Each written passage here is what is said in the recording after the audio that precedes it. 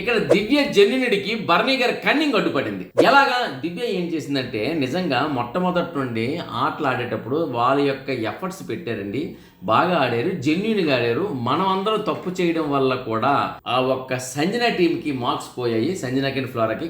కానీ పాపం వాళ్ళు బాగా ఆడారు. ఫస్ట్ టాస్క్లో కూడాను ఆఖరిలోకి రాలేదు.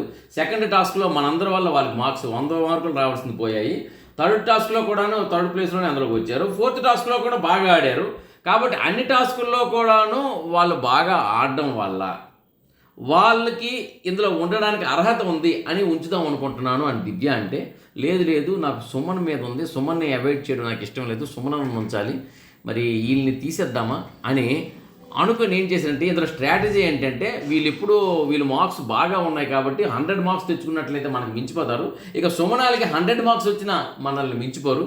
కాబట్టి స్ట్రాటజీ ఉపయోగించి సుమనాల్ని బయటికి తీసుకొద్దాం, కానీ మరి ఈ సంజనాని ఫ్లోరాని తీసుకురావద్దని మన దివ్య యొక్క జెన్యునిటీకి అడ్డుపడి సంజనాని ఫ్లోరాని అవాయిడ్ చేసినట్టుగా చేశారు మన బర్నీ గారి స్ట్రాటజీ.